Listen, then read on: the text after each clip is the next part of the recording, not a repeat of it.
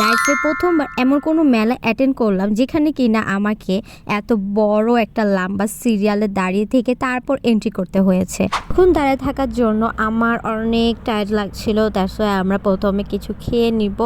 তো এইদিকে আমি একটা পায়েস খেয়েছি আর আমার ছেলে একটা ডোনাট খেয়েছে। তারপর একটু পানি টানি খেয়ে আমরা আবার এসেছি আড়ংয়ের সার্ভিস নিতে, মানে সরি এখানে সিরিয়াল দিতে। তো এখানে 10 মিনিট না 15 মিনিট সিরিয়ালে থাকার পর আমি সার্ভিসটি পাই।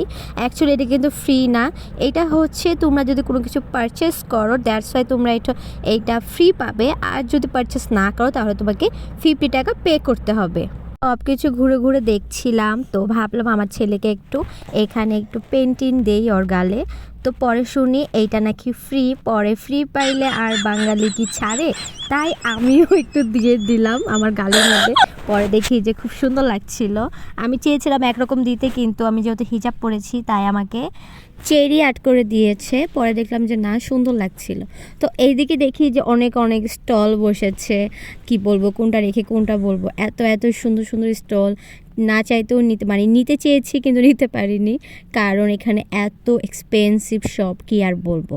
প্রাইস মনে হচ্ছিল এখানে ডাবল ডাবল। তো যেহেতু আমিও একজন বিজনেস ওনার, তো আমি জানি কেন প্রাইস ওরা বাড়িয়েছে, তো তাই আর আমি এসব নিয়ে করিনি।